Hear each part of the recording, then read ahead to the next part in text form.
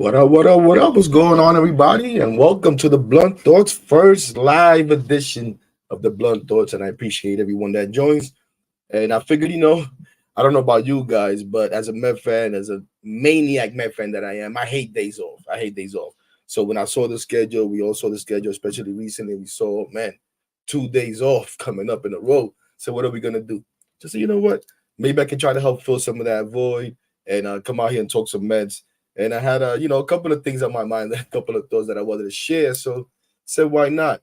But shout out to all the guys today. A lot of content went out today. A lot of Mets content creators, a lot more established than I am, or whatever. Probably a lot more professional. Don't got scratches on their wall and stuff like that. But I good content today. So shout out to them. Subway to Shay. Shout out to my guys from the Roundtable, CP and Rob. They was on today. Shout out to my guy Keith. Shay and Sons. He had his show on today, and it looks like I might be the last one. So I guess no pressure, but all the pressure's on me. But yeah, man, we know why we're here because Juan Soto's not coming to the Mets. I'm sorry, Juan Soto's not coming to the Mets. As much as we want him to come to the Mets, I just don't see it happening. But before we get into that, I'll be remiss, and I'm not gonna do too much because, like I said, all these guys were on here today. I did my recaps. We know what happened the last few days. A nice sweep, a much needed sweep. Listen, we had that Arizona series where you win the first two and you're thinking, okay, let's go, let's win this series, and you're feeling a little good. And then those two games end the way they did, and you get disappointed again. And it's more like, okay, this is what the season's been like. But you go into Washington and then you start looking ahead and you say, wait a minute, Washington's a bad team. There's a team that we should beat. Let's go out there and see if we can start turning things around because we don't want to give up, right? As Met fans, we don't want to give up. As fans of any team, we don't want to give up, especially in the baseball season that's so long. And we always talk about how the baseball season is a roller coaster. It's up and down, up and down, up and down.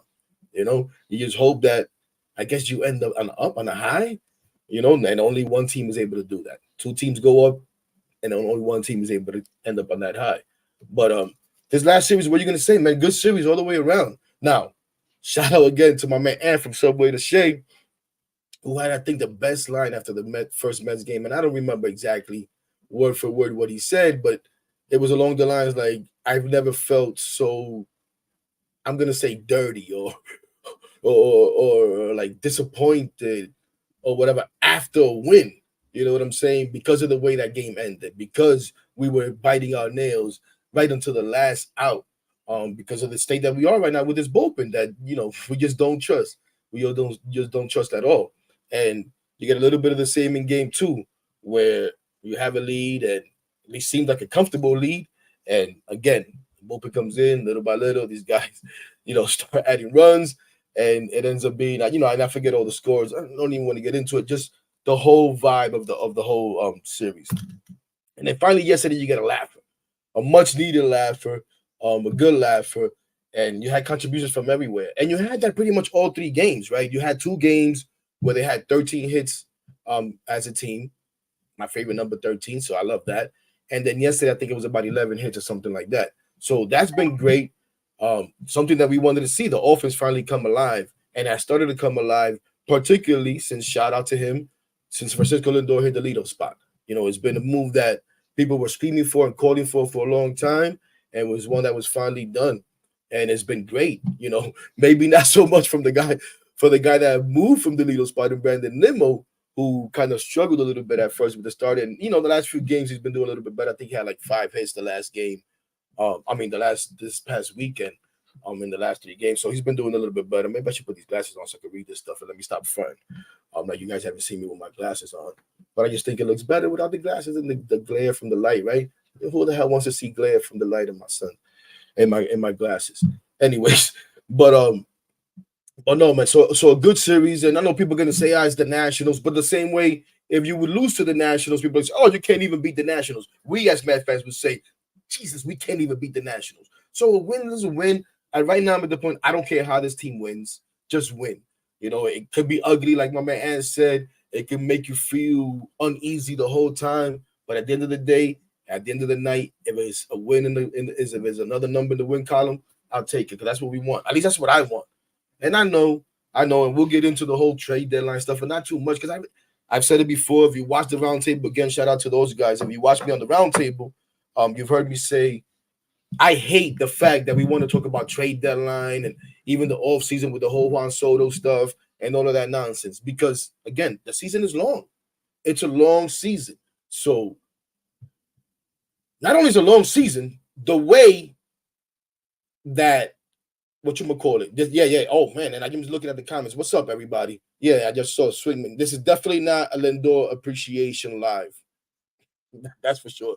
And it's not easy. It's not a Lindor hate live either. This is an honest live on my thoughts on the New York Mets that I'm sure some of you guys share out here too. But anyway, I don't even know why I let Junior distract me. But again, back to the series. You know, it was good. We saw a lot of things happen, and I'm gonna.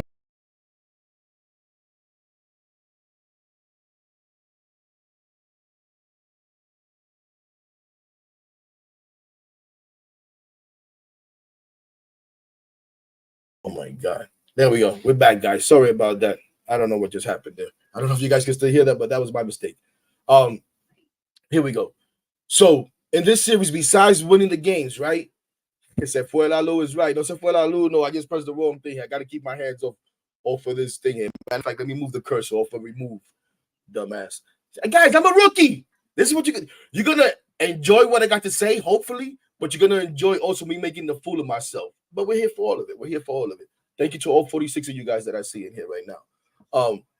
But what we've seen is, and we've seen it at different points this season is, and something that we got to give credit to this regime that we want to kill, a lot, and some of it is unwarranted. I understand we're frustrated. I was one of the bigger guys frustrated, with the offseason, right? But listen, and at first, give Stearns credit because he's, DFAing all these pitchers and all that stuff like that. And I'm like, okay, guys, let's not get crazy. Sometimes you got to make these moves. You need another guy in the bullpen. Guys are tired, whatever the case may be. But also keep in mind that a lot of these guys don't have options left. So the only way to be able to send them down is to put them through waivers, and maybe they get through, and you can send them down like that. Maybe somebody picks them up. Maybe you're able to make a trade, and you get some cash. We've gotten cash. Look at that. The billionaire getting cash. Talk about businessman. The billionaires out there getting cash. You know what I'm saying? So that's a great thing. But we've seen these guys making moves, and we've seen Mendy also make moves with the lineup. He's done lineup changes. He's sat guys. He's done all kinds of things. And we fast forward to now where we see what's going on with Jeff McNeil. And we're going to touch on that now. We see what's going on with Jeff McNeil, right? Where Jeff McNeil has sat what? The last 3 games, right? And I know it's been left-handers pitching, and I know it's been that, and some people want to say it's because his attitude, and some people even want to act like, McNeil's tenure here is over. And I don't think that's necessarily the case, but I do think, again, that these guys are holding guys accountable to a certain extent, right? Because we saw early on in the season, you want to tell me, oh, heck, maybe that's too early to make a move like that. Well, no one's saying you're benching guys for a week. You know what I'm saying? No one is saying you're going to send guys to the minors. I know some fools say that, and sometimes they say that for effect, or they say that I'm messing around or whatever, but maybe they really mean it. But you're going to tell me that Peter Alonso couldn't have sat for a game at some point this season because he was so frustrated? Huh? You're going to tell me that Brandon Nimmo, after getting hit in the face, I think there was another time where he pulled something or something and not hitting, couldn't have taken a day off, maybe to clear his mind? Even Francisco Lindor, who was struggling a lot for a while, batting 150, But we're going to do it with Jeff McNeil. And because Jeff McNeil has become persona non grata with his fan base, everybody celebrates it, right? Because Jeff McNeil recently slammed the bat and has had a history, has a reputation, is actually not reputation. This is what he is. He's known as a powder, as someone who's always complaining or whatever the case may be. People are a little bit fed up with him, right? So it's like, okay, yeah, bench Jeff McNeil. And on top of that, the guy sucks. The guy's not hitting. And I'm a big Jeff McNeil fan. I've defended Jeff McNeil. I think Jeff McNeil is better than this. Just like I think all these guys are better than what they've been. And some of them obviously are improving, so you get off of them. But yeah, I think Jeff McNeil is better than this. But has he been good? No. He's been pretty darn bad. He's been pretty damn bad. To the point where recently I've been doing videos talking about, yo, bring up Iglesias. I even went as far as suggesting, you know what? Acuna's on fire. Bring him up. I'm not saying you leave him here. How many times we see guys come up and go back down? It doesn't mean you come up, you got to stay here.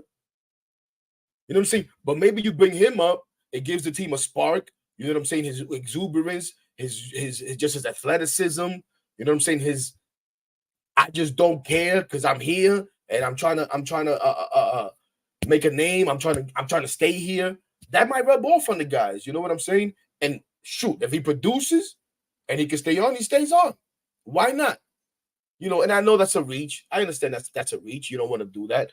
But hey, there was Iglesias, and Iglesias is also somebody that was doing well in the minors. So now, why not bring him up? And they finally did it. They finally did it. So again, you give them credit for that because they're not sitting here and saying, "Oh, because Jeff McNeil is getting this much money, he has to play." You know. Now, should he sit 3 days in a row? In my opinion, probably not. In my opinion, probably not. But again, the lefties and the fact that Iglesias did come in and play well. Listen, I'll even say this, man. I'll even say this foolish statement, right? Because I had said it recently in a video where I'm like, yo, we barely even turn double plays. We barely even turn double plays anymore. You know what I'm saying? Unless they're like routine double plays. You know?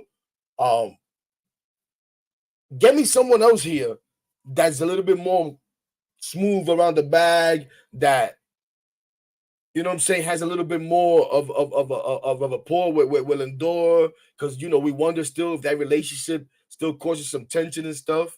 You know, I even got stupid enough to say, bring me the Latino up here. You know what I'm saying? Give me that double play combination. And it's been pretty smooth. In the first game, it didn't look good for Iglesias, at least. He threw a couple of balls away and stuff, and it was like, oh my gosh, what are we doing here? Like, I ain't seen McNeil do that. I think I even made that comment on X, you know, being stupid. But, you know, Iglesias has been good. His attitude has been good for the team. Let's not deny it, man. The fact that this guy is fighting for a job, that all that stuff matters, man. You know, the way he talks, the way you hear Vientos talk about him, you could tell that he could be maybe that guy that I've talked about that this clubhouse maybe doesn't have. You know, I'm not going to argue about who's the leader, who's not the leader, who's the co-leaders. I know who's not a leader. My boy Peter Alonso is not a leader. And I got his Peter Alonso giveaway. You can't see it, but it's a Peter Alonso giveaway, right? I told you, I'm going to wear these Free Shirt Friday shirts until they bring it back. Bring back Free Shirt Fridays, man. Anyways, we know Peter Alonso is not necessarily a leader. Yo, and what's up to everybody saying what's up, man? What's up to my guy Bobby? I ain't even going to say that name. Shout out to my girl Lisa, man, who we don't see on X anymore. And everybody's asking about Lisa. If you on X and if you ask me about Lisa, Lisa's here, man. Talk to Lisa right here. But be respectful, man. Watch yourselves. Lisa's a good friend. But yeah, man, shout out to my guy Christian. Hey, you want me to umpire again on Sunday? Maybe I should do that, right? I gotta stop playing. I should probably retire and just be an umpire. It's coming, don't worry about it. But we're not here to talk about me. But shout out to all you guys that are here, man. I appreciate you guys. I appreciate you guys. But yeah, man, the influence of Iglesias, the play of Iglesias, the influence of Torrens, Luis Torrens, man, whom as soon as I saw, you know, we seen him a little bit with the Yankees, but when I saw him the first at bat, I was like, man, I like this guy's approach. And we seen him behind the plate, throw guys out, calling a decent game. You know what I mean? To the point where now Tomas Nido, whom I think is a decent backup. I'm not as down as everybody is on Nido. I think Nido's problem is that he's been exposed because he's had to play too much for the Mets. So that's why he looks as bad as he does sometimes. But I think Nido could be a good backup. You know, it's just that he's had to play too much. But he might be in trouble now. Let's be honest. He might be in trouble now with this guy Torrens, whom everybody, you know, wants to give Stearns the credit for. But I think Mendoza probably had a lot to do with him coming here too, right? Mendoza had to know him from the Yankees and stuff and probably put in a good word for him. So, yeah, shout out to him, man. Shout out to all these guys who've been doing the damn thing and helping us get some W's. But I don't want to be here too long, right? I don't want to be here too long. I did want to touch on a few things before the main topic, which may get into a little bit back and forth. It may not. But But another thing that I did want to bring up, before we get there, is my guy, Mark Vientos, baby. Mark Vientos has been killing it to the point now where, as fans, we love to overreact. One thing we do is overreact, right? So right away we're saying, "Oh, bye bye Brett Beatty. Oh, this is my third baseman. We found our third baseman. We found Pete Alonso's replacement. Whatever." Listen, I don't know if Mark Vientos is going to be any of those third baseman. He's played well lately. We saw him make a hell of a dive and play. You know what I'm saying? He's made a couple of other plays, but recently we saw him make that dive and play and a throw. He has a cannon forearm. We know that, right? And he's playing well, and he's going to feel good, and that helps you on defense. And he's worked hard. We know he also worked in the offseason with Lindor. We know all of that good stuff. But I don't know if Mark Vientos is a third baseman. I don't know if Mark Vientos is a first baseman. But you know what I've known and why I've been so loud about Mark Vientos being up on this team? That dude is a hitter. He's a hitter. You're not going to tell me someone who exhibits the opposite field power that dude does, who exhibits the late in game hitting that dude has done, that you may call clutch, and you're going to tell me you can't work with that. That never made sense to me. I'm sorry. Never made any sense. You want to tell me, oh, he strikes out too much, heck? Okay, I agree. I'm not one of these new guys who believes in the 3 true outcomes, you know what I'm saying? And it doesn't matter if you strike out because all we care about is strikeouts, walks, and home runs. No. That's not me. I want to see guys hit. You know what I'm saying? I want to see guys work on that and cut those strikeouts out. And that's what he's done. So shout out to my guy. And as one of the recent standouts that I wanted to get to, I was going to say that for the end, but we're going to jump all the way around here. My guy, now just put his last 7 games. 10 for 26, 5 runs, 3 base on ball, 6 RBI. You know what I'm saying? I don't think Brett Beatty had 3 weeks that you could put together to give you those kind of numbers. But it's not even about Brett Beatty. Let's hope he goes down there, keeps working, and gets better. You know what I'm saying? Because at the end of the day, he's a Met, and we want all these guys to do good. And listen, you saw it on there where I had maybe Vientos is nothing more than a trade chip for these guys. And he'll be gone, whether it be in the offseason as part of a package or even this season at the trade deadline as part of a package. Who knows? But right now, he belongs on this team. And I'm glad they finally gave him a chance and are giving him a good run of playing time. This is the first time that dude actually gets a good run of playing time. So shout out to him for being level-headed the whole time, for, you know what I'm saying, not getting too down, even though he felt like he should be up here, even though we know he was probably upset a lot of the times when he's getting sent down, even when he recently came up earlier in the season for those 3 or 4 days and did well. And barely even played and still did well. And they send him down. So shout out to Mark Vientos. Not a blunt of the game. Let's say blunt of the week for Mark Vientos, or blunt of the month for Mark Vientos. How about that? You know what I mean? And the other thing that I wanted to touch on real quick, before we get on my Soto idea. And again, I don't want to be on here too long, so we're just gonna run to these things. Is one guy, listen, and again, I know everybody's looking towards not everybody, but a lot of people are looking towards the trade deadline, and a lot of people are looking at these guys, and even these last 3 wins and guys that are playing well. You know, you look at a guy like Marte. You look at a guy, a guy like McNeil. You know, you look at a guy like Beta. I agree, Junior. I definitely agree with that. And people just want these guys to play better because they want them to get their value up for the trade deadline, right? And one guy that falls in line with that is Luis Severino. And I did a video a while back, a couple of weeks ago, and I've said it in a couple of places. And I felt like this for a while. First of all, like many people, I wasn't the only one. Like many people, I was happy when the Mets signed Luis Severino. Watching him with the Yankees and stuff like that, we've seen what he can be. There was a time there was some people out here saying he was better than Jacob deGrom. That he was better than Jacob deGrom. Are you kidding me? You know what I'm saying? But he has shown that kind of talent, right? And we know it's been injuries with him. It's been, the pitch tipping and stuff like that. So when we got him, and I heard him speak, and I heard him talk about the things that he was working on, I was like, you know what?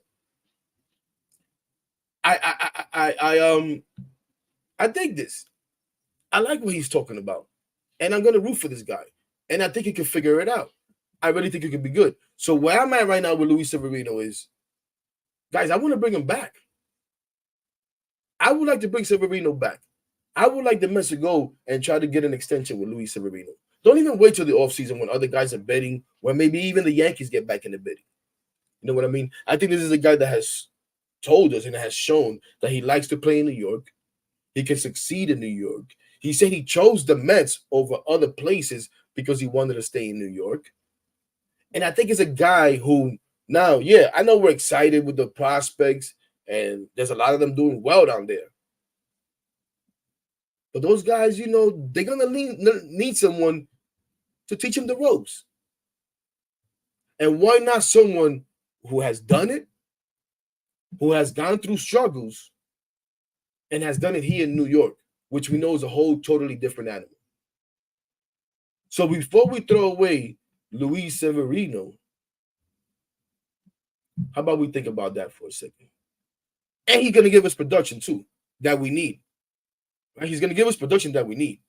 We don't want, Quintana's not coming back. I think McNeil has an option, so he may or may not be back. I'm not sure how the option works, if it's, has to reach certain innings or whatever the case may be, or if it's just straight up, I take it, don't take it. I'm not sure how it goes. Senga, who the heck knows what's going to happen with that guy? Honestly, guys, I see Senga going for surgery. I know a lot of people may not agree with me, but that's what I see with Kodai Senga. I think that guy is going the Jacob deGrom route. I think we're going to see him, play around with coming back, not coming back, throw here, throw there. May even pitch this year, may not late this season. And we may even see, like we saw with deGrom, where he started the year, spring training, boom, and then surgery. So that's where I'm at. That's where I'm at with Kodai Senga. And I hope I'm wrong. I hope I'm wrong. Like, I hope I'm wrong about this next thing here. But this is why I wanted to do this, guys. It allowed me, what happened here? Let me get this ready here, because I want you guys to watch something here with me.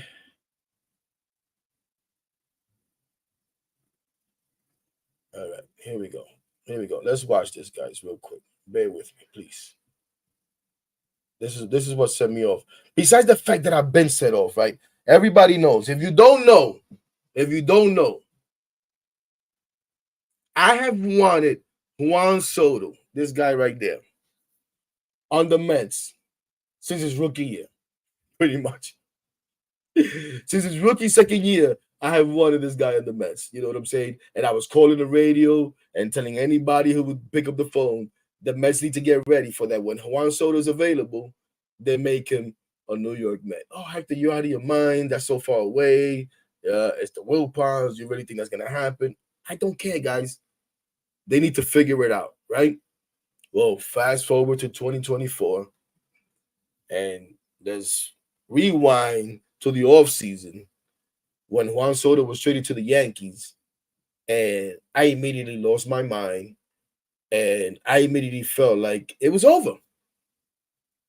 I felt like there's no way that this guy will leave the Yankees to go to the Mets.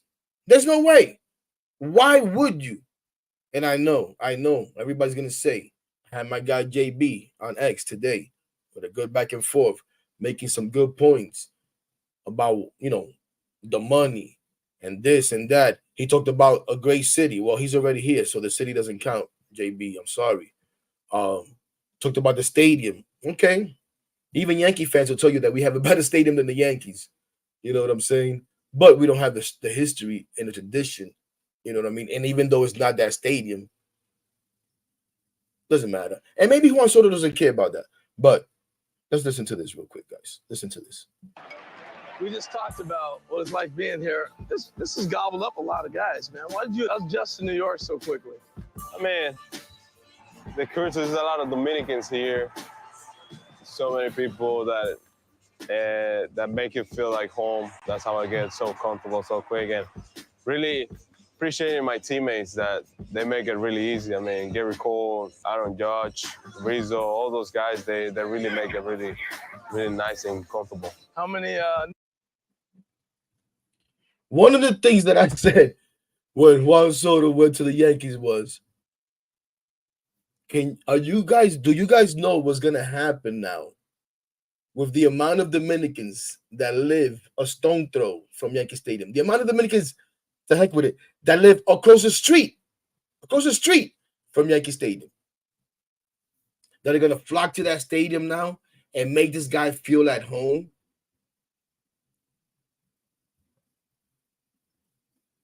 And some people want to act like that doesn't count. That doesn't mean anything. Nonsense. Of course it means something. When you're playing in front of your own people, who gets that? Not too many guys get that. When you're playing somewhere where it legit feels like home, where you can go across the Macombs Dam Bridge and you're basically in Little Dominican Republic. You walk into a bodega, and it's like if you were in a mercado in Dominican Republic. You got all the Dominican food that you want, the music, everything. Primo, dime, hey. He's going to leave that to go anywhere? And then you throw in the fact that it is the Yankees. That it is the guys that he talked about, the Aaron Judge, the Garrett Cole, that welcomed him in, that made him feel good, that made him feel at home. And now you're playing for all this tradition. And believe me when I tell you, all these players, especially these Dominican players, grow up wanting to put on their Yankee uniform. And maybe he puts it on this 1 year and says, you know what? This is enough. But really? He's going to leave that to go to Citi Field and the chop chops and a half-empty stadium. And yeah, he may bring some fans out at first. But what do you think happens once the team starts losing? Is Francisco Lindor bringing fans out to Citi Field? Is Pete Alonso bringing fans out to Citi Field? The giveaways are barely bringing fans out to Citi Field. The number of retirements are barely bringing fans out to Citi Field. And he's going to leave that to come to that? To a team that we're talking about blow it up on most days? A team that on most days we can't stand to watch? A team where we're arguing every day has no leadership? And don't tell me Juan Soto's a leader. Don't tell me Juan Soto went to the Yankees and fixed everything there. No, Juan Soto was a great piece. And I'm not just saying Juan Soto's a piece. Obviously, guys, Juan Soto's a great player. He's not just a piece. It's not what I mean. But he also was able to go there and fit in. He didn't have to go in there and be a savior and be a leader. And that I have to rally everybody around and I have to fix everything that's wrong in here. Like we would expect him to do coming here to the Mets.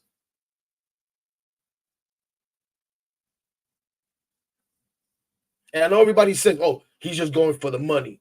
He's just going for the money. Scott Boras is his agent. Scott Boras works for him. Scott Boras works for him. But let's listen a little bit more here.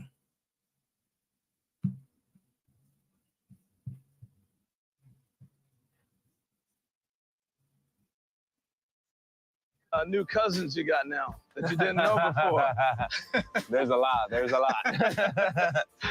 Does it help being Dominican? How different is that to play in New York being a Dominican?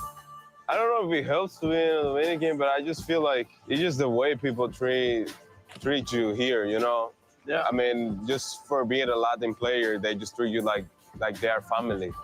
And I think that's what it's all about. Just feel like you're family and feel comfortable where you're at.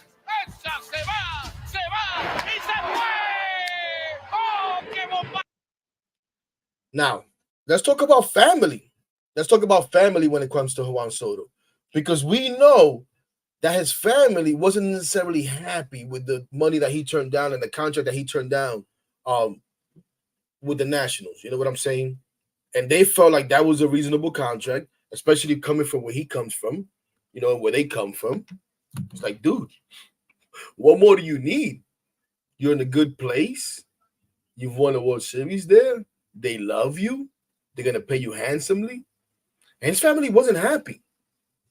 But he talked there about, oh, all these Dominicans here, it's like family. Well, he also has family that live here, you know what I'm saying, that actually lives in New York. He has uncles, he has, you know, actual family that I'm pretty sure what's going on, my guy Rick. I'm pretty sure those family members of his are not Met fans, they're Yankee fans.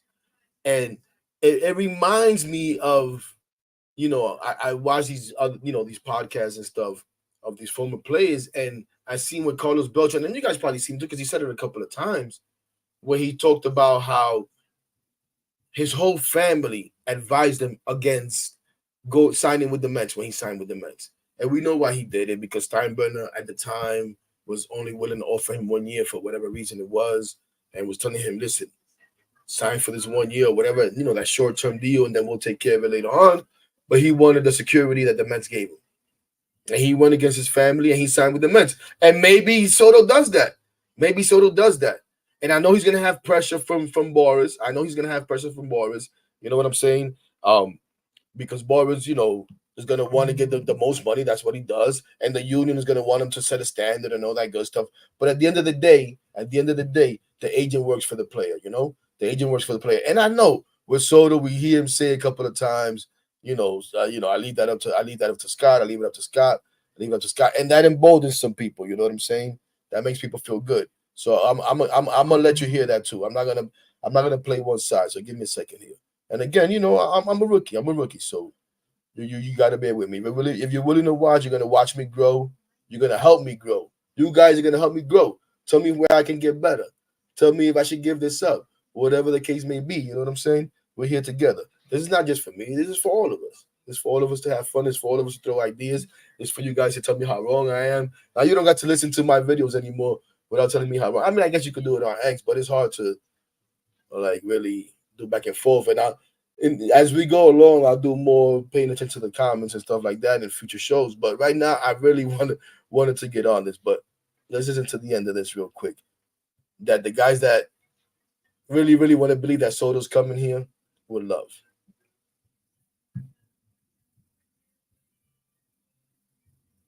Keep doing it. I don't know what you can say about this guy. I just do not. He seizes the moment as well as anyone I've ever seen.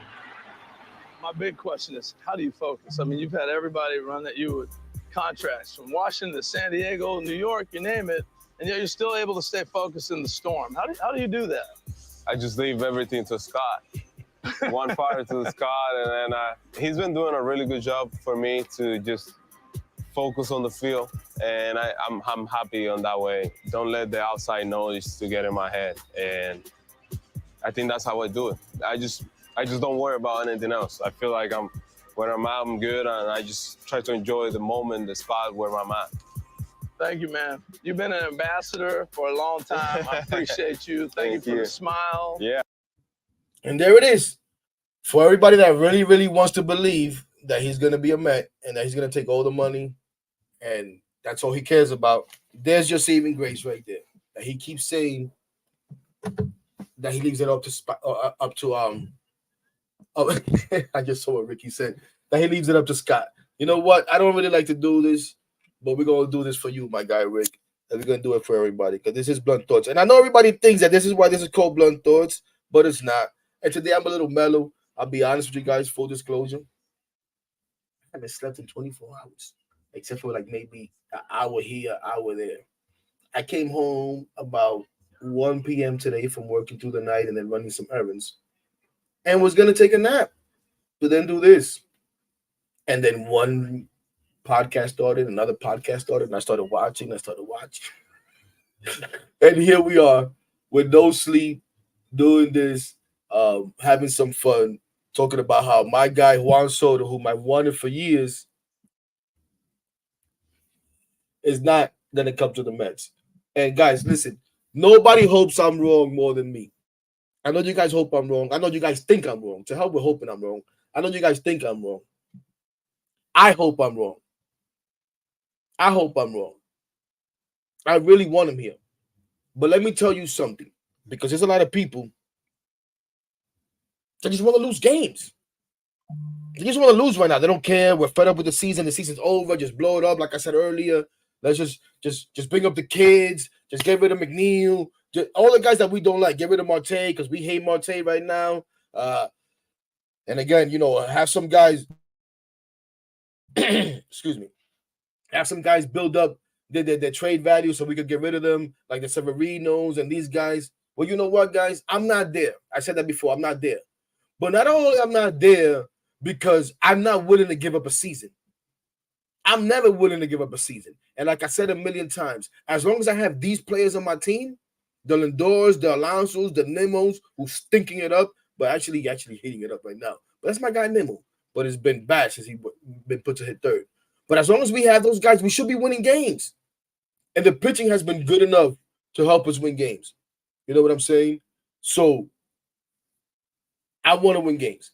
And the league is wide open. I'm not going to give you the wild card standings and all of that stuff because we can argue that the whole league stinks. And the only reason why we're still even close to a wild card is because the league stinks. And it's not because we're any good. And it's why I always say, and this is where I want to take it next, is everybody talks about, I'm afraid now that these teams is winning because it's going to fool these guys, the front office and Cohen, and they're going to go buy at the deadline. Really, guys? Really? You guys really think these guys are that stupid? You really think Stearns is that dumb? They know what the hell they're doing. They know if they need to add or not add based on how the team is playing. Because I'll be honest with you, I don't care what the standings say. To me, it doesn't matter what the standings say. Obviously, you want to be close. And I said it from the beginning. I want this team to be close enough at the deadline so that this front office could go out there and make the moves to take them over the hump, right? But if this team is playing like last year, where we as fans still thought they had a chance, but mainly because we were willing to be hopeful fans, because if you were really watching the team and being critical of what you were watching, you knew this team had no business in the damn playoffs, then this front office, if they see that, they'll do the same thing. But guys, don't think we're just going to trade everybody and get the best value for everybody. That's unrealistic. So they may be able to move some guys, but not everybody's going to go. And they're not just going to give guys away. And they're not going to eat money for everybody. Even if I want them to eat a little bit of money to trade one of my guys, Jeff McNeil. Because I almost forgot to touch on that. Jeff McNeil, I think, needs to be traded sooner rather than later. Because even though I don't think he deserves to sit 3 games, and even though I'm pretty sure he'll play one of these 2 games in London, and I don't think that he's lost his job because we saw Carlos Mendoza say clearly he's our second baseman, I think trading Jeff McNeil would be good for him, and it would be good for the Mets. It would be addition by subtraction. It really would. It will loosen up the clubhouse.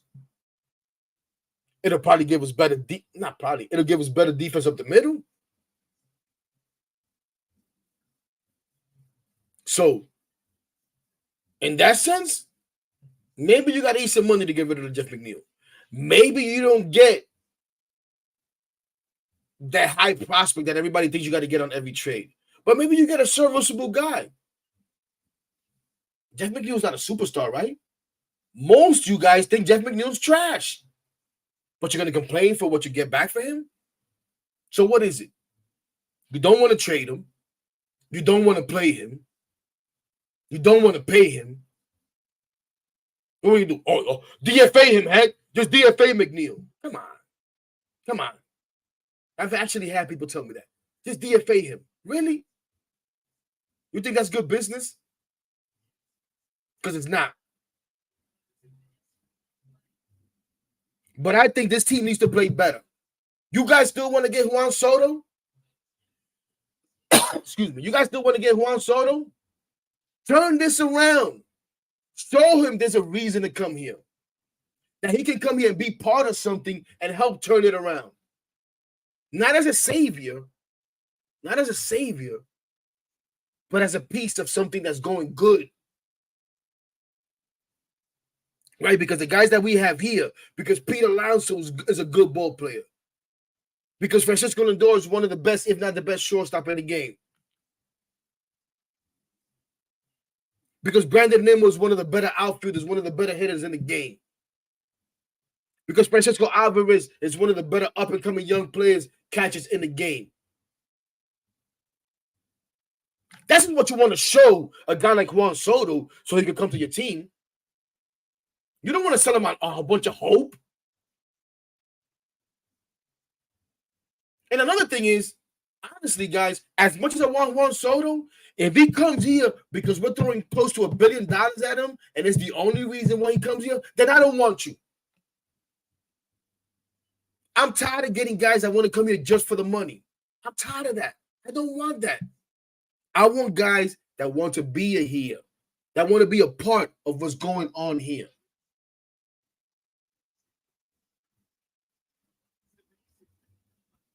In order to do that, you need these guys here to show that what's here is good. Not that it stinks. Not that we need to blow it up. Not that we got to get rid of everybody. Oh, Juan Soto, come here. And if these young guys turn out to be any good, maybe in 3-4 years, you can lead us to a championship.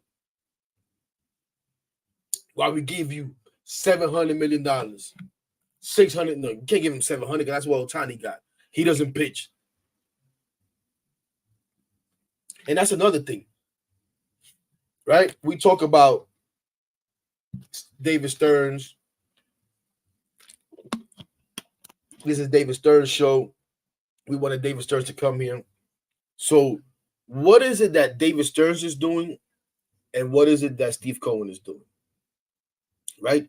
Because I believe in my heart, and I've said this before, not only David Stearns, but all these guys, David Stearns and Steve Cohen, are going to set a value on these players. All of these players, free agents, whatever. And yeah, they may be willing to go a little bit up and down on that value. You know what I'm saying? But not much. And then depending on who that player is, right? Depending on who that guy is, where they're going to want to go higher on. And maybe Juan Soto is the guy that they say, you know what? We're willing to go X. But we're willing to go X. We're going to tell them this. But really, behind closed doors, we'll go way above that. Maybe that's the case. But I'm not so sure. And do we really want Steve Cohen to overrule David Stearns on something like this? Right? And I know we say, oh, the money doesn't matter. This guy has billions. Well, he's talked about being more responsible. They've shown that they're going to be more responsible. So I'm not so sure they're going to completely blow him out the frame. And how much more than the Yankees do you really want to offer this guy? Because I also don't believe the nonsense with Hal Steinbrenner. Listen, the truth is Juan Soto pays for himself. And I think Scott Boras said something along those lines. Jesus, 108 people in here. Thank you, guys. Thank you so much. I just noticed that because I'm not even paying attention to that stuff. Hal Steinbrenner talked about being more responsible and stuff like that. Listen, I don't buy none of that crap. There's no way they can let that guy walk away. And I hope they do. I really hope they do. Again, I just don't see how he's going to play the whole year, which is why I posted earlier today And people take this stuff the wrong way, right? I'm gonna say this first. I appreciate Steve Cohen and his billions and the resources and the possibilities that provides. I appreciate it. I really do. But I'm not gonna call him Uncle Steve. I'm not gonna call him King Cohen, with all due respect to my guy Sal. I tell him all the time, you're a fool for that. Not a fool, I shouldn't say that. That's my guy. But I tell him all the time, like, dude, come on with that king crap. I'm not doing any of that. And I will be critical when I feel I need to be critical. And the same thing with David Stearns. I appreciate his knowledge, his resume. I appreciate what he's done with this season. The truth is, most of what David Stearns did this season has been good. It has been why this team is where it is, to be honest with you. The supporting cast, how we like to call them, is mainly why this team is where it is. While the core that we're always talking about was doing nothing for the first month and a half of the season. Every single one of them. Right? So what David Stearns has done has been pretty good. So, and I'm willing to give him time while also being critical, while also having fun and saying low risk, the offseason, the low risk, high reward, like we were doing, right? But I said this morning, and I really feel like this. And I felt like this at the time, like I said earlier. I will never forgive you, Steve Cohen, if you're watching. Yeah, right. I will never. Oh my God, Carlos is in here. What up, my dude? Carlos Ramos. I will never forgive you, David Stearns and Steve Cohen, for not making that trade for Juan Soto.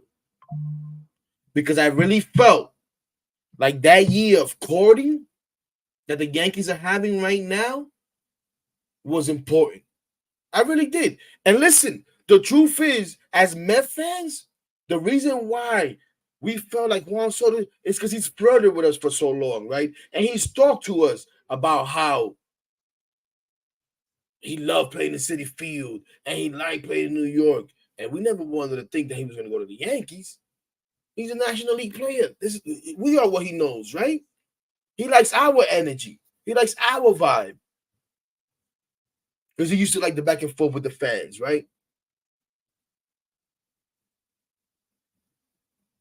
So I wanted the opportunity to bring him here and sell him on being a New York Met.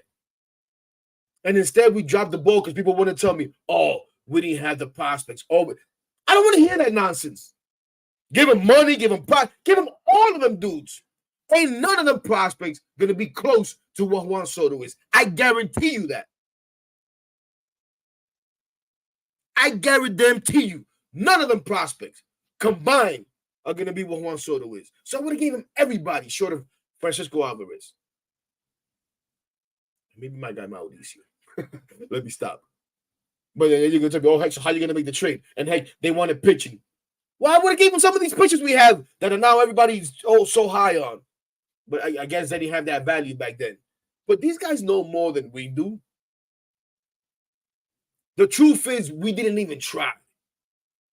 We didn't even try because, I don't know, I guess they're thinking like some of the families that you're going to sit back and just throw money at everybody. Well, you know what? I heard that for a year and a half about Ohtani. How did that work out? How did the money work out with Ohtani? He didn't even want to look at our money. You want to tell me it was because he wanted to play out west, Hector. He was never coming out here. He was never coming to the East Coast. He was never coming to New York. Okay. Maybe. But he didn't even sit down with us.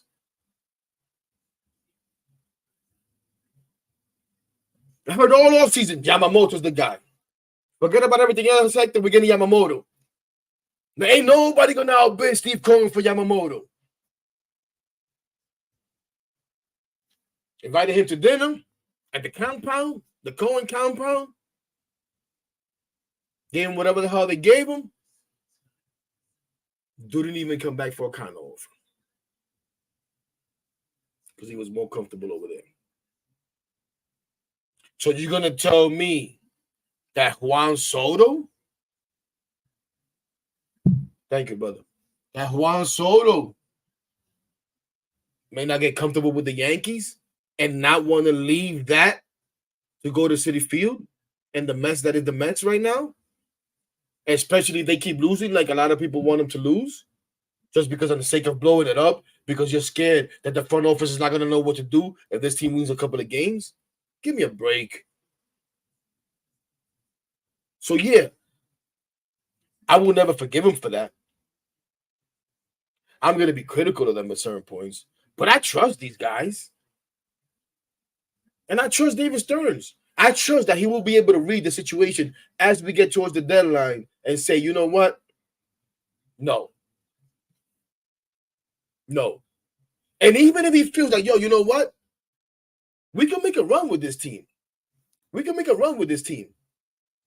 But that doesn't mean that you got to give up your top prospects or anything like that. You know what I'm saying? There's other guys that you could give up in the lower levels of the system or whatever. There's ways to play around with trades and get teams to get off of the guy that you really don't want to give. But that's not my job to figure out. That's Boy Genius's job to figure out.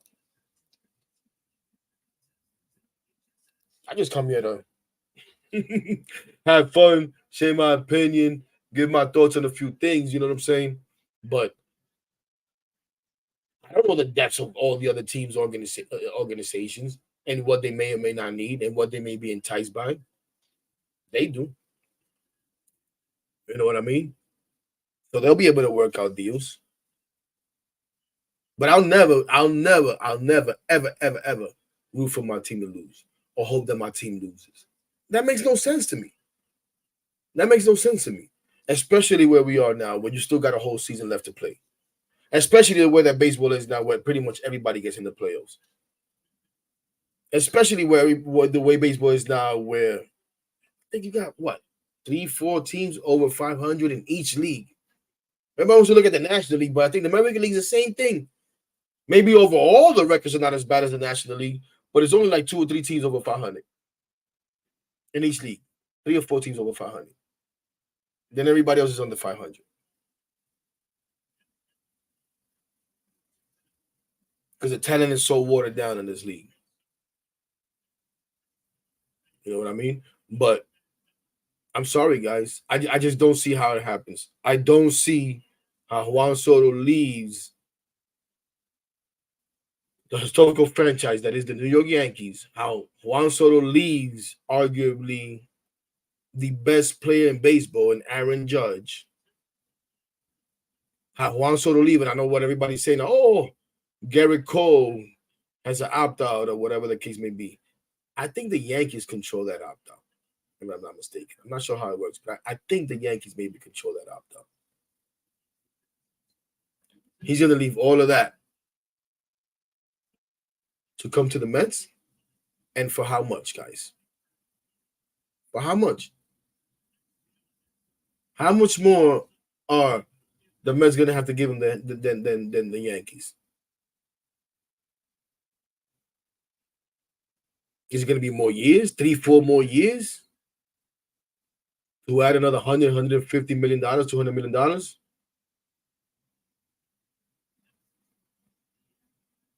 Shout out to my guy Rick right here.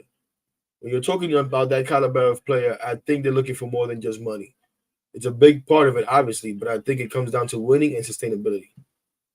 I couldn't say it better myself. I agree 1,000%.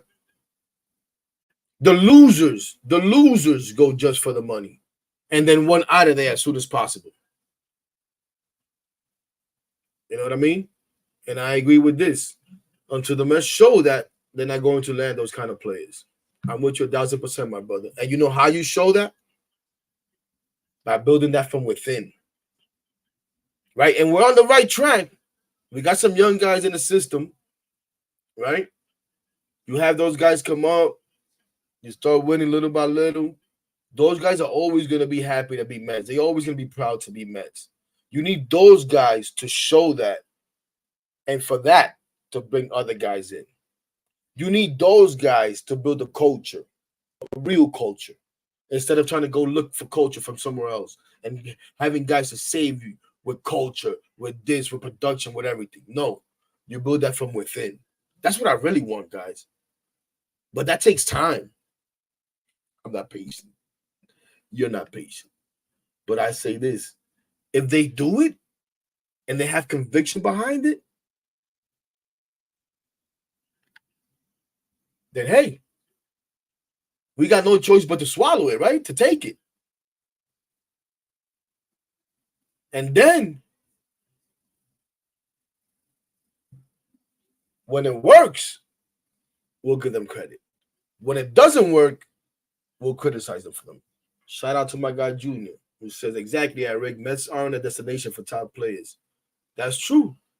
But sometimes when we say that, people get offended. See, because we Met fans, we get offended about everything. We don't want to hear anything. I was like that. Let me tell you something right now before we wrap this up, because I don't want to go more than an hour. I don't want to take too much of your time. And I thank every single one of you. There's 133 people in here. I haven't been able to look at all my stuff again because I don't want to get distracted. I'm a rookie at this. As I get better, I'm going to incorporate more things. There's even things that I wanted to do, but I'm not going to be able to do just because it's just too much. But my phone is pinging like crazy, so I know there's comments. I know it's being shared. I appreciate every single one of you guys. Again, the guys in here: Alex, Carlos Ramos, Rick, Junior.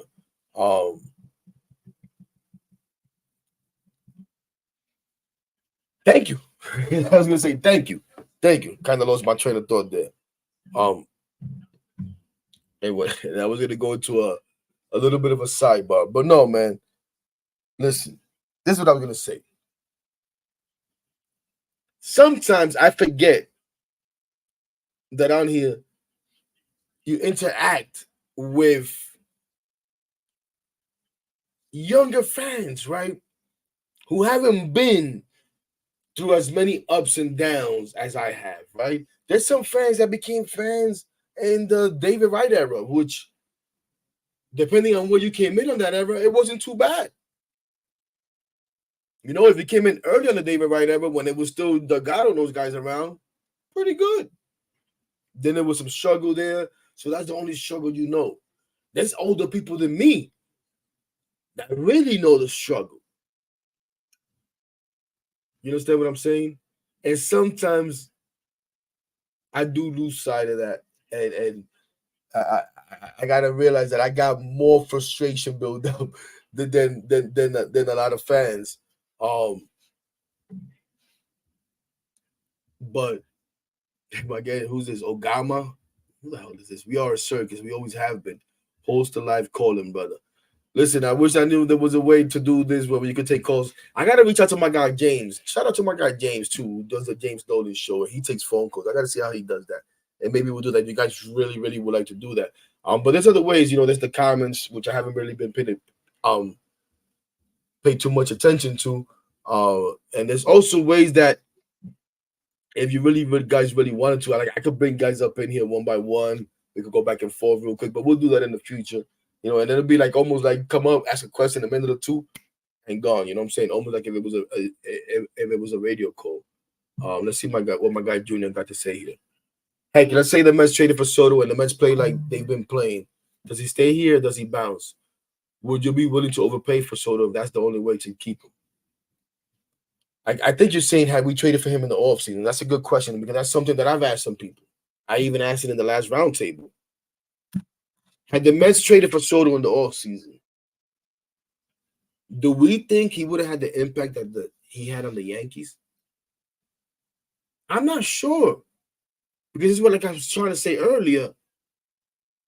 I'm not so sure that Juan Soto is that type of leader. He's more of a lead by example. Like, listen, Juan Soto was on the Padres with an all-star team damn near. And yeah, they beat us in the wild card. I get it. They made the playoffs last year, I think. But there was talk of, you know, maybe some issues in that clubhouse and stuff like that and no leadership. I don't know. I don't want to say issue. But there was question about leadership. You know why Juan Soto was able to go to the Yankees and just fit right in? Because there's a way of doing things on the Yankees, right? There's a leader, a clear-cut leader on the Yankees in Aaron Judge. You know what I'm saying? There's a clear-cut leadership, what do you call it? whatever with Aaron Judge and a Garrett Cole and an Anthony Rizzo, who's been there a couple of years, but carries that kind of, cachet or whatever. But mainly it's because of Judge. Mainly it's because of the tradition and the way things are done. And I know some people want to say, oh, what tradition, Hector? They've been losing games, they've been doing this. But there's still a way that you do things. There's still a way that you carry yourself when you go to the Yankees. I'm not sure, Junior. I'm not sure if he comes to the Mets. Jesus, we just hit an hour. And I didn't want to be here too much longer. But I'm not so sure if he comes to the Mets, if the Mets will be playing as good. Let's not say as good as the Yankees. But they should. Why not? Why not, damn it? They should, right? They should. When you tell me, when you talk about we have players like Pete Alonso, Francisco Lindor, Brandon Nimmo, Starling Marte. Starling Marte's not better than Alex Verdugo? Or Brandon Nimmo's not better than Alex Verdugo? Pete Alonso right now is better than Anthony Rizzo. The Yankees can't stand Yankee fans can't stand Gleyber Torres. Okay, Volpe's a good second-year player. We got our own good second-year player that unfortunately has been hurt in Alvarez. You know what I'm saying? That hopefully he could match that. But we have a good team, so you would think that Soto could have came to the Mets and we'd be battling Philadelphia and the Braves or whatever for first place. But I'm not so sure. I'm not so sure because it's the whole clubhouse thing. And it looks like it's getting better. It looks like it's getting better. And shout out to Lindor, who I criticize a lot, but shout out to Lindor because he's working on making it better with the help of Brandon Nimmo. You know what I'm saying? And now they're bringing up a guy like Iglesias, who seems to be a good clubhouse guy, and even a guy like Terrence. We'll see how long he's around. But sheesh, the way he's playing. Again, I said it before. I'm not a Neto hater. I think Neto's an adequate backup, but it's gonna be a tough decision. And I've seen people talk about, maybe the Mets should carry 3 catches. Come on, guys. This is not Johnny Bench and Yogi Berra. This is not even freaking Todd Hundley and Todd Pratt. You don't carry 3 catches for these 3 dudes, bro. Come on, man. One of these guys is going to have to go. You know what I'm saying? And it might be Neto. I don't know. A lot of times this stuff comes into, options and stuff like that. So, guys, we may not like it, and I don't know the situation, but if Terrence still has options, he may be the guy that goes down, just so that we can be able to hold on to him, So we'll see how that works out. But right now, obviously, everybody, because he's the hot hand. Listen, the dude has played. Let me shout him out, too, because I had him down here. Let me see if I can find it.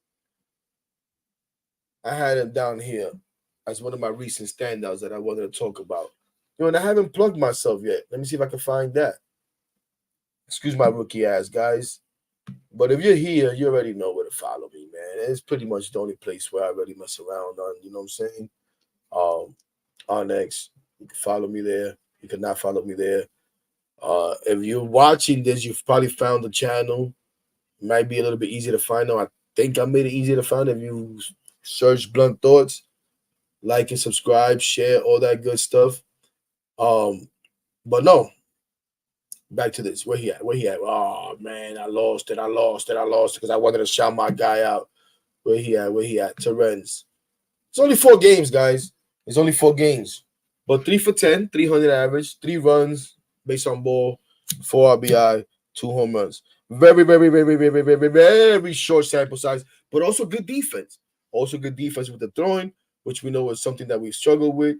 But good to see. Let's do the shout outs right now, man. I think I showed Iglesias, who's also been a standout since he came up. 5 games, 7 for 18, 3 runs, 3 RBI. You know what I mean? You got my guy, Mark Vientos, baby. I just took his last 7 games, 10 for 26, 5 runs, 3 base on ball, 6 RBI, baby. Mark Vientos.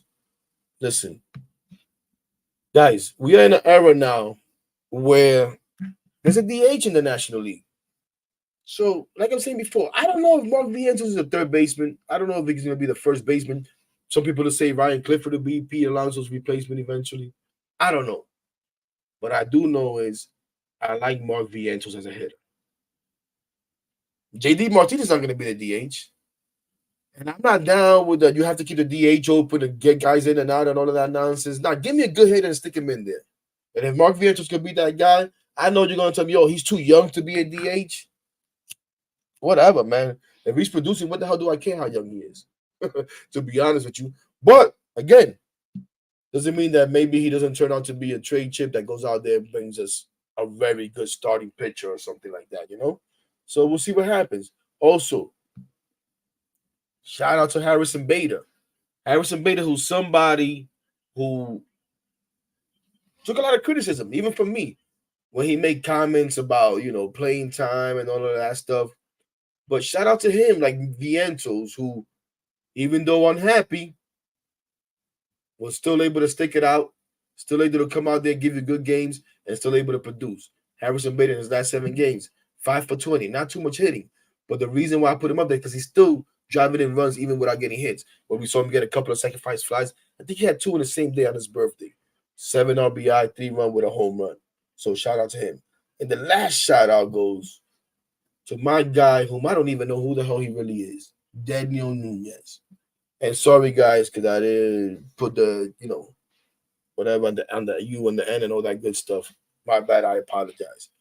But I also took his last 7 games.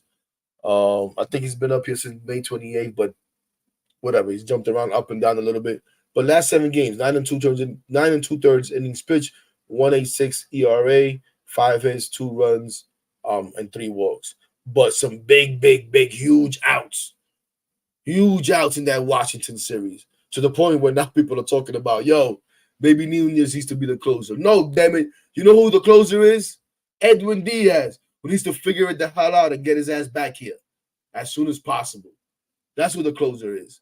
But as we close out, man, I want to give some flowers to my guy Mendy, who some people want to criticize.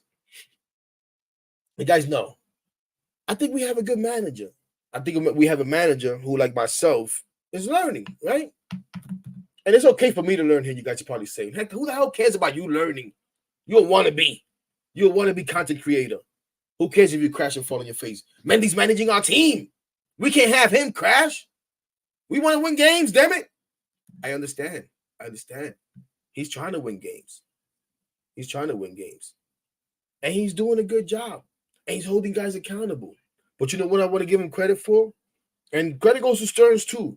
And credit goes to the minor league guys for a portion of this, right? But for a guy like Mark Vientos to go through what he's been through and stay positive and come back and be able to produce, that's credit to Mendoza. You know what I'm saying? For a guy like Harrison Bader to talk about, yo, I want to play. I don't like it when I don't play. I don't even like it when he tells me the day before because Mendy says he tells the guys the day before. He'll text them or whatever. You're not playing tomorrow. You're not starting tomorrow, whatever the case may be. I think he may even say that he texts them the whole lineup. That's how you know that he does the lineup. For people that still think that the analytics department is doing the lineup. The analytics department not doing the lineup. He does the lineup. Maybe they may give him some suggestions, but he does the lineup. He's said as much many times without saying it. But Beta talked about, yo, I don't even open the text because I don't want to know if I'm not playing because it frustrates me all night. But you know what? He sucked it up. He's kept his head in there, and he's produced. So you know what? Credit to Mendy for that because he's able to communicate with these guys and keep them engaged enough to be able to still come out there and produce, even though they're not playing as much as they want to play. But the big test is coming up right now with McNeil, whom honestly, when I haven't watched every single inning of the last 3 games, but whom I haven't even really seen in the dugout. I look for stuff like that. I haven't seen him in the dugout. I haven't seen him in the handshake line after the games or anything like that. So we're going to see how McNeil handles it and see if Mendy works his magic with him and is able to keep him engaged to come back and able to produce. Because, come on, guys.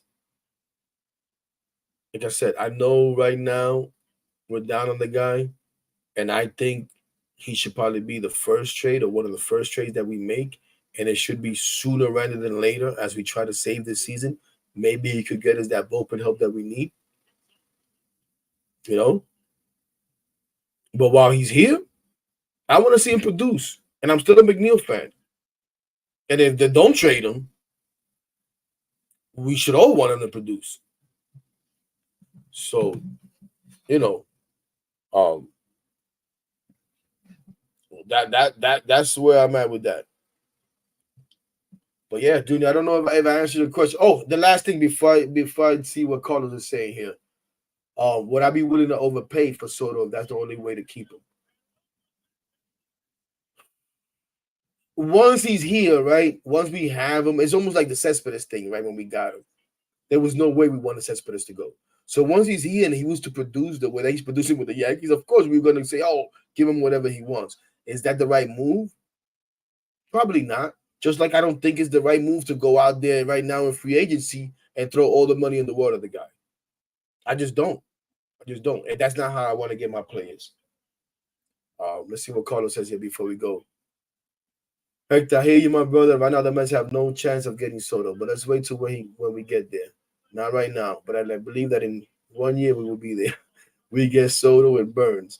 I tell you what, man, Carlos is my guy, but Carlos is one of these guys that they would have flipped the magic switch. And Junior says, I think Nito, that's gone. Carlos thinks we're just gonna flip the switch and we're just gonna be competitive next year. We're gonna get everybody we want. Listen, I hope you're right, brother. I hope you're right. Like I said, nobody hopes I'm more wrong than me about Soto. And most of it with me, with like most of my stuff, is just what my gut tells me, and just how I just don't see how you leave that to come to the Mets just for money. Just for money. So it's why I'm saying I know we want to blow it up. I know we're frustrated with this team. I know we don't want to see most of these players, but we need these guys to turn it around and give Juan Soto a reason to come to one and join this. And maybe he could feel like, you know what? I could go over there and be the missing piece. And I've always wanted to play for the New York Mets. So let me go over there and take Steve Cohen's $600 million or whatever the hell it is. Maybe that's what happens. Maybe that's what happens. We shall see. I hope you're right. I hope I'm wrong. But, ladies and gentlemen, I just don't see it happening. I just don't. And I know as Met fans, we're just Yankee haters. I'm number one in that. I can't stand them.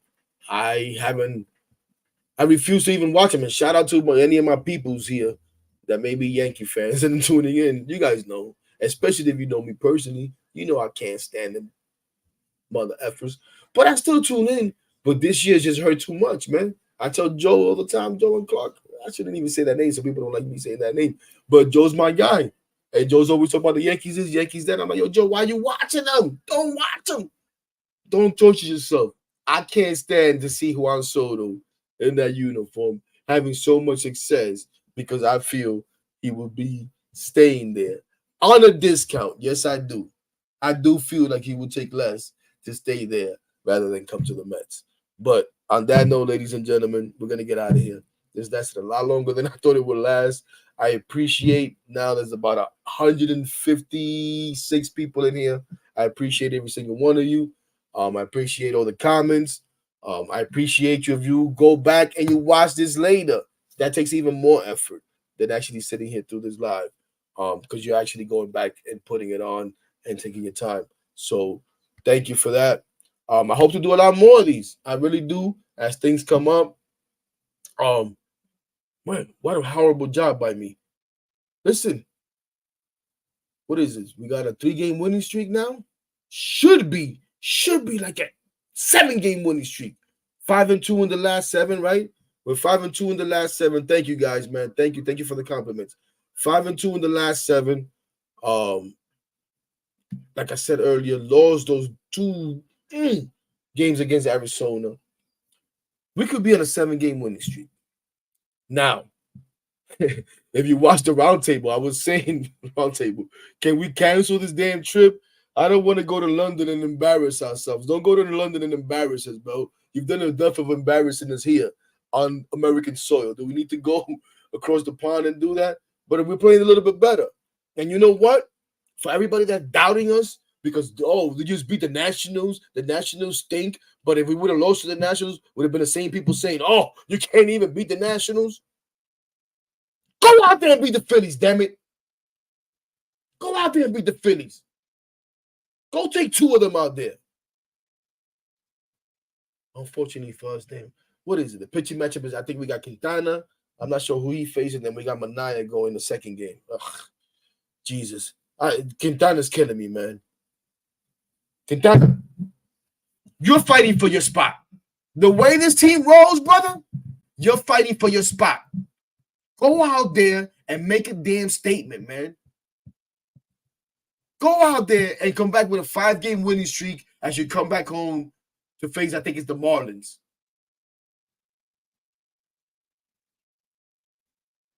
Let's go, man. Why not? Turn this damn season around. Let us have some fun. We deserve it, damn it. And I'm tired of going to the stadium and there's nobody there. I don't like being there by myself. I want to see everybody there. I want to hang out. Even the guys that hate me. I don't hate y'all. And as soon as this team starts winning, guess what happens? Everybody starts getting along again. You know what I mean? But nah, man. For real. For real. Stop talking about blowing it up so early. Stop talking about we need to lose games. Trust this front office. Trust this ownership. We'll be critical of them. I'll be the first one. I'm not saying blind trust, guys. I'm not saying blind trust, and I'm not saying they've done everything right. But what I'm saying is, when they say they're trying to be competitive, when they say they're going to try to make the playoffs, I believe them. But I trust them to do the right thing. On that note, everybody have a good night. Let's go Mets. Let's go kick some Philly ass. You might see me pop up. I don't know if we'll have a round table tomorrow or sometime this weekend. So you may see me pop up on that. If not, my weekly episode will probably come out on Sunday. We'll talk about that Philly series. Probably not much to talk about, so I don't know if we'll do it, but we might do it. And then look out for the next live. But again, man, I appreciate every single one of you. Thank you so much for accompanying me on this thing. I'm not lying. I was a little nervous about doing this. For making me feel comfortable, for hanging out, for your input. And like I said, man, this is not the best thing you're going to see. This is not the best podcast, show, whatever you want to call it, that you're going to see. But it's going to be one of the realest. I'm not going to say the realest. I'm not trying to disrespect everybody. I'm actually trying to give those guys credit that know how to do all of this crazy stuff and they have the nice backgrounds and all of that stuff. We'll get there. We'll get there. Good night, everybody. Love you. Peace. Let's go, Mets!